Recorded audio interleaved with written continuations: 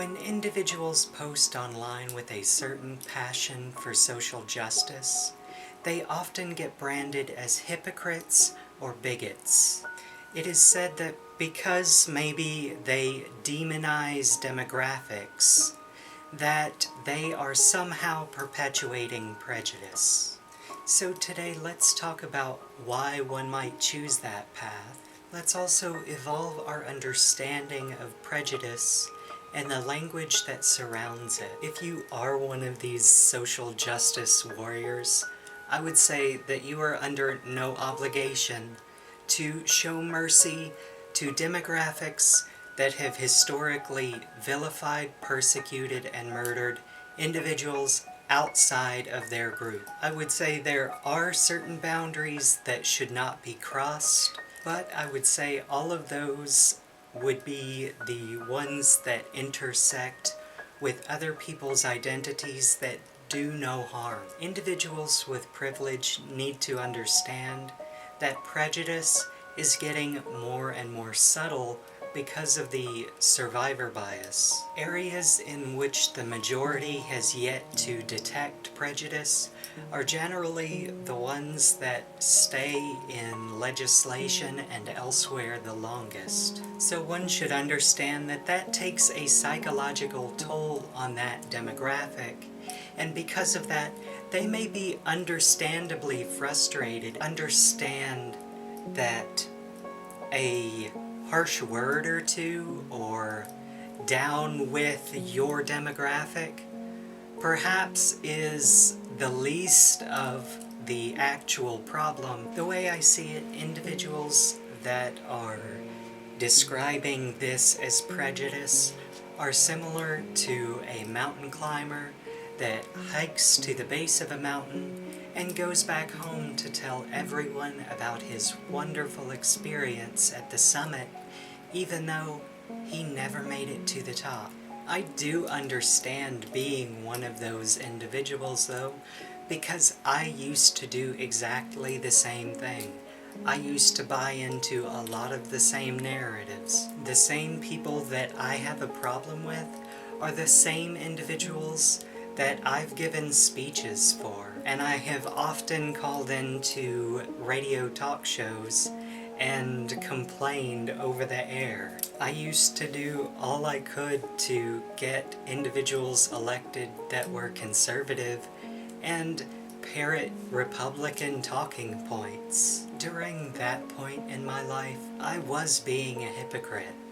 Now, not so much. As for the bigotry charge, anyone that's read beyond dictionary.com will understand that that's not really the intended meaning of that word. I guess if you assume that feminists and social justice warriors are a part of some kind of cult, or maybe some religious organization, then yeah, that would be the etymology behind the word.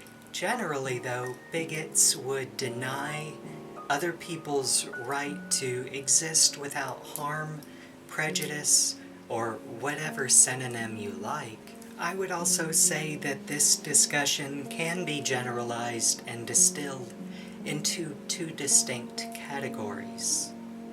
There are social justice warriors, and there are status quo warriors. Thank you to a recent friend for that word. Removing obstacles to other people's lives and saying that enough is enough with judging people seems like a very reasonable request given everything that's going on in the world today. I'd say it's finally time to crawl out of your cave and understand that there's a lot of things happening that create a lot of animosity and tension. If you're not prepared to handle that, then you're free to not discuss it at all, but that means leaving your uninformed opinion out of discussions that you know nothing about. If you want to condense that discussion, bigots perpetuate prejudice. Although now this calls into question what prejudice means and not to be irate and bait, but The Amazing Atheist and others like him that slap bigot all over everything do nothing to actually further any discussion and are simply doing it for clicks, doing it for the perpetuation of that ideology. I would say that would make you more of a bigot than anybody fighting to end the suffering of humans, which may mean that certain demographics lose their voice or they evolve to a better state of mind. They are no longer afflicted by hatred and anger, which means that any feelings of anxiety and frustration from other groups disappears so that they can live in peace. That's the end game of it all. In The Nature of Prejudice, published in 1954, Harvard psychologist Gordon Allport gave the definition of prejudice thusly. Prejudice is an antipathy based on faulty and inflexible generalization. It may be felt or expressed. It can be directed against a group or an individual of a group. To simplify this definition, it is basically an uninformed opinion that is impacting other people's lives. This excludes groups like social justice warriors stating facts and an individual expressing their feelings while being a part of that demographic are not the same as prejudice.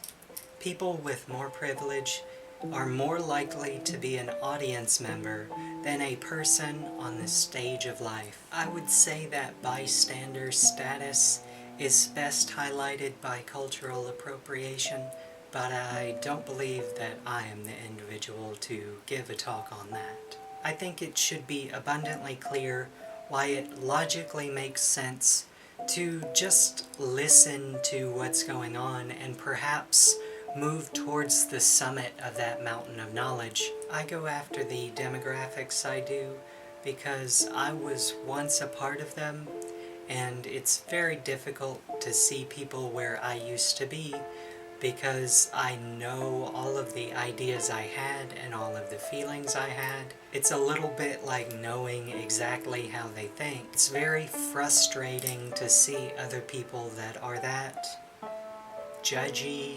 cruel, hateful, whatever. No matter how nice you put anything or how logical you make it, individuals that have a belief that's cemented with doublethink and other baggage will never change their view. They have to actively pursue knowledge in those areas and want to change in order to overcome them. Without either their pursuit or them having an intersectional experience or their academic career takes them through that path, then that knowledge will never be cultivated.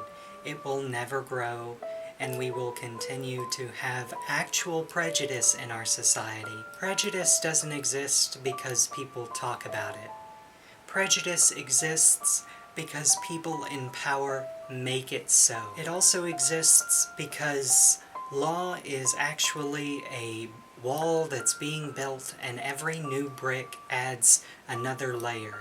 Things that are older are still in place until something overturns it. There are also many other ways that one could discuss the expression of prejudice within our society, but the psychology behind that and understanding it will have to be a discussion for a different time. For now, witchlings, I appreciate you and I thank you so much for watching. If you are a privileged individual that's purely an audience member, I appreciate that you are going and taking the initiative to do some semblance of research. On most of my videos, if you check the transcripts, I generally have citations if anyone is interested in additional reading. We are all still learning and we all still make mistakes, but what matters is that we continue to learn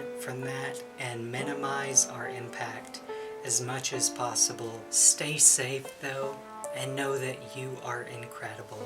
Until next time, bye!